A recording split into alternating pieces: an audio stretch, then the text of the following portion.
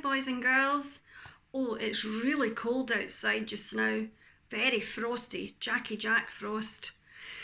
Oh, I need to stay in nice and cosy. So I thought today I would read you a story. And I would read you a story all about the Gruffalo's child. This is the Gruffalo's child. And I think we all remember how to do, this is the front cover, and this is the back cover, and this is the spine.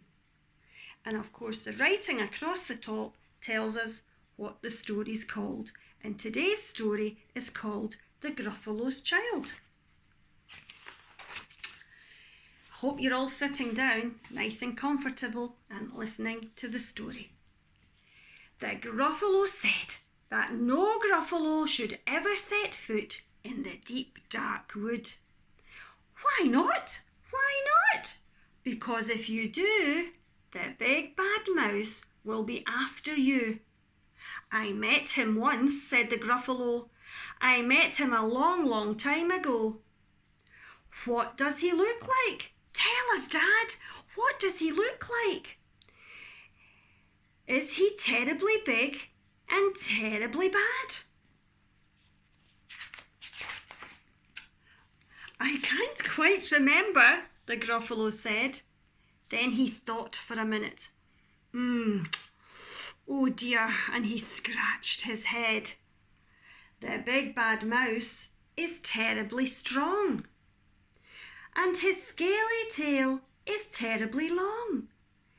His eyes are like pools of terrible fire, and his terrible whiskers are tougher than wire.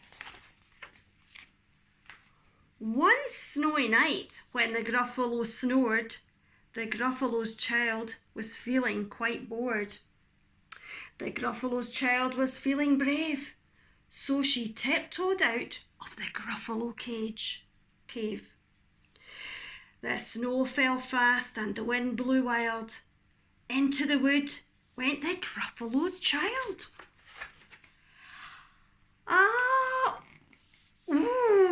A trail in the snow.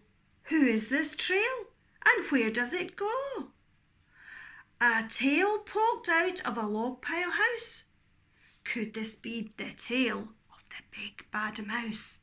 What do you think? Do you think it's the tail of the big bad mouse? Wait till we see. I can just see it popping out here. Maybe you can see it too. Out slid the creature. His eyes were small, and he didn't have whiskers. No, none at all. You're not the mouse. Not I, said the snake.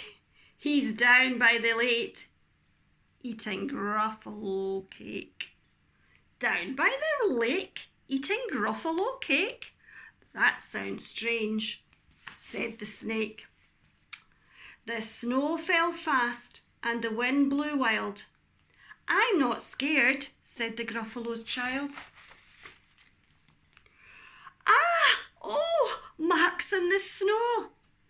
Whose are these claw marks? Where do they go? Two eyes gleamed out of a treetop house. Could they be eyes of the big bad mouse? Can you see the eyes in the tree? Who do you think the eyes could be? Down flew the creature, his tail was short, and he didn't have whiskers of any sort. You're not the mouse, to-wit, to-woo.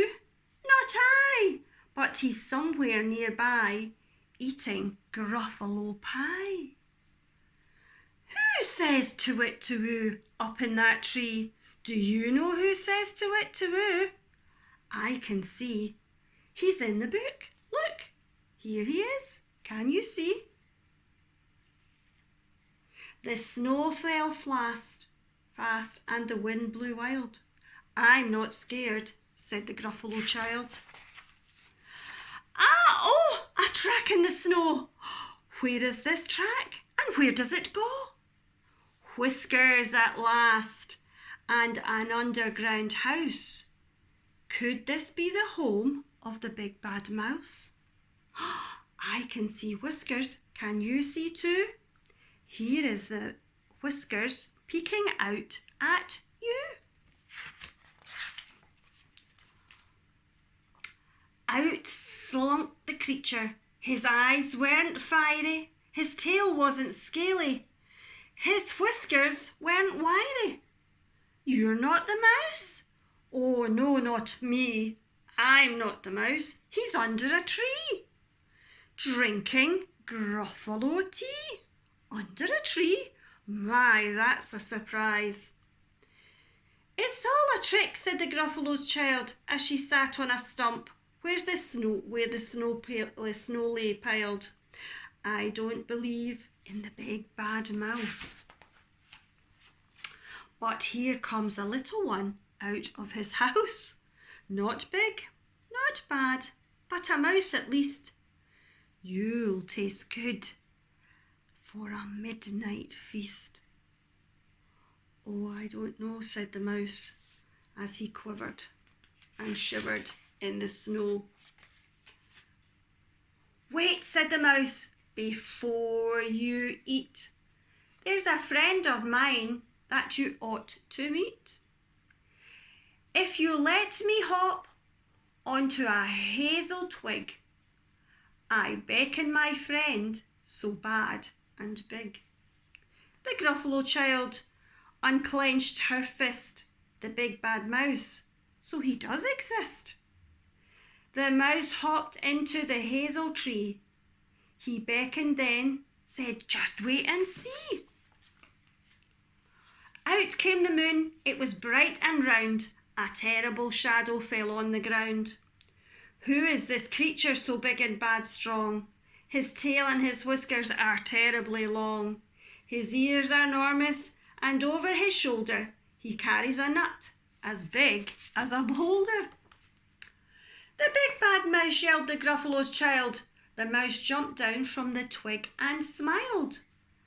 Ah, oh, prints in the snow, where are those footprints? Where do they go?